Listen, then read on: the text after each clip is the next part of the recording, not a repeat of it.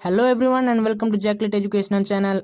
आज हम करेंगे एक न्यूमेरिकल जो नेट एनवायरमेंटल साइंस के प्रीवियस ईयर क्वेश्चन में आया था। सो जो इस चैनल में नए हैं प्लीज सब्सक्राइब माय चैनल। तो आज का ये लेसन करने से पहले पहले हमें ये एक इम्पोर्टेंट लॉ के बारे में जानना है, जो ही बियर लैम्बर्ट लॉ। तो बियर लैम्बर्ट लॉ जो है वो बहुत ही इम्पोर्टेंट है, क्योंकि इससे क्वेश्चन रिलेटेड बहुत से आते हैं, थ्योरेटिकल भी आते हैं।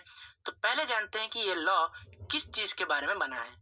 तो ये जो लॉ है ये स्पेक्ट्रोस्कोपी, आपको पता होगा स्पेक्ट्रोफोटोमेट्री जो है वो जो हम करते हैं एक्सपेरिमेंट उससे रिलेटेड है, जिससे कि हम एक सैंपल को क्यूवेट में रखते हैं और सैंपल के थ्रू इंसिडेंट बीम को हम उसके अंदर प्रोजेक्ट करते हैं, और वो जो ट्रांसमिटेड लाइट बीम होता है उससे हम जानते हैं कि उसमें कितना कंसंट्रेशन का कौन सा एलिमेंट है और कौन कौन से कंपाउंड उसके अंदर प्रेजेंट है।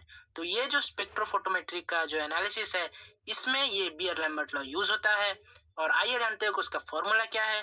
तो इम्पोर्टेंट जो हम फोकस करेंगे पॉइंट वो होगा इस फॉर्मूला के ऊपर। तो ये फॉर्मूला बताता है कि A is equal to K multiplied by C multiplied by L. तो ये A और K और Cl क्या है हम जानते हैं, ये देखते हैं। तो A जो है वो है एब्जॉर्बेंस, तो उसका यूनिट ही नहीं होता है एब्जॉर्बेंस का। तो ये कितना एब्जॉर्ब करता है वो जो कंपाउंड वो उससे पता चलता है A। और K जो होता है वो है मोलर एक्सटिंक्शन कोफिशिएंट, या एक्सटिंक्शन कोफिशिएंट होगा, एक्सटिंक्शन कोफिशिएंट, जिसका की ऐसा यूनिट है मोल इनवर्स सेंटीमीटर इनवर्स। तो ये मोलर एक्सटिंक्शन कोफिशिएंट जो कि K का वैल्यू देगा।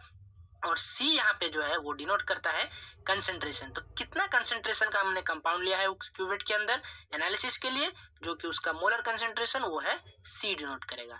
और जो L जो है वो है पाथ लेंथ, जो कि सेंटीमीटर में ये करेगा। और देखते हैं पाथ लेंथ क्या है। तो ये जो क्यूवेट का लेंथ है ना, ये क्यूवेट हम जो यूज करेंगे एनालिसिस के लिए उसका लेंथ कितना है वो है L। तो आइए जानते हैं और एक और बात हम इस बियर लैम्बर्ट लॉ के बारे में, कि एब्जॉर्प्शन जो कि absorbance is directly proportional to the concentration of the solution. तो ये भी क्वेश्चन पूछा गया है कि एब्जॉर्प्शन कितना, उसका रिलेशन क्या है कंसंट्रेशन के साथ। तो A is directly proportional to the concentration that is C। तो जितना जितना कंसंट्रेशन बढ़ेगा एब्जॉर्बेंस भी बढ़ेगा। और कोई कोई क्वेश्चन में आपको ये मिलेगा A is equal to ECl, क्योंकि K जो है हमारा वो जो मोलर एक्सटेंशन कोएफिशिएंट उसको किसी किसी जगह में ई दिया गया है, तो आपको कंफ्यूज नहीं होना है। तो A is equal to ECl भी लिखा जाता है। लेकिन A का एक और भी फॉर्मूला है जो कि है log I0 बाय I। तो अगर इंटेंसिटी दिया गया है I0 जो होता है वह इंसिडेंट इंटेंसिटी जो होता है इंसिडेंट बीम का कितना है, और नॉर्मल जो I होता है उसे कहते हैं ट्रांसमिटेड लाइट का इंटेंसिटी कितना है। तो log I0 बाय I का वैल्यू अगर निकालेंगे तो हमें उससे भी एब्जॉर्बेंस पता चल जाएगा, और KCl भी अगर हमें पता है तो उससे भी हमें A का एब्जॉर्बेंस का वैल्यू हमें पता चल जाएगा।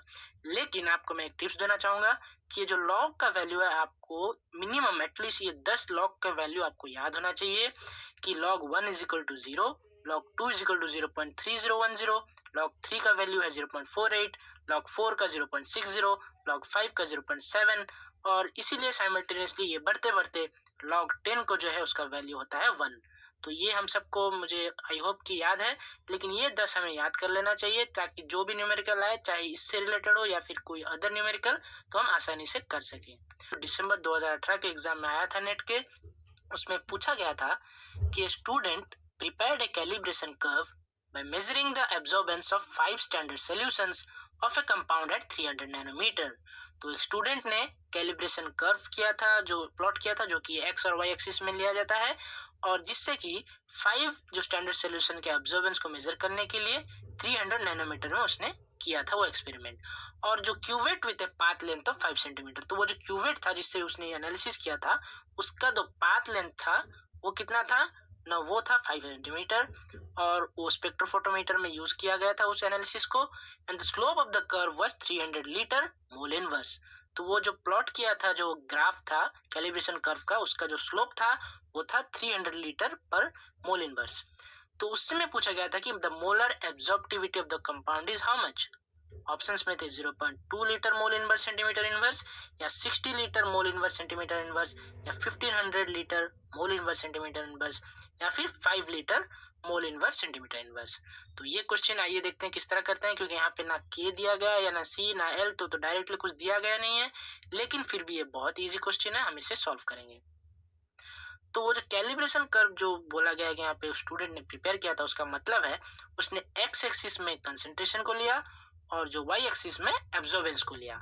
तो जो स्लोप ऑफ द कर्व होगा वो होगा dy बाई dx, जो कि बेसिक फॉर्मूला है, वो होगा एब्जॉर्बेंस बाय कंसंट्रेशन। तो इस तरह का क्वेश्चन में आता है कि डायरेक्ट जो क्वेश्चन कभी कभी आता है कि A is equal to KCL का डायरेक्ट वैल्यूज भी देने, put the formula get the answer, कभी कभी ऐसा ट्विस्ट करके भी देता है।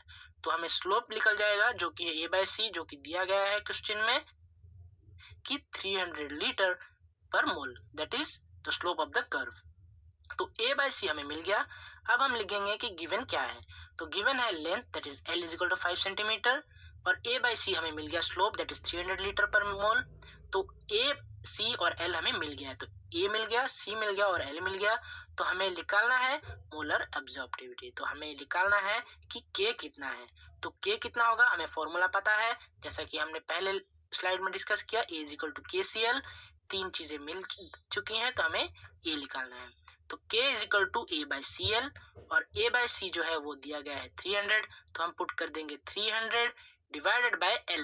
L जो है वो 5 सेंटीमीटर दिया गया है, जो कि क्यूवेट का लेंथ है। तो वो हो जाएगा 300 डिवाइडेड बाय 5, यानी कि आंसर होगा 60। तो 60 लीटर पर मोल पर सेंटीमीटर होगा इसका करेक्ट ऑप्शन। आइए देखते हैं ऑप्शन में था या नहीं।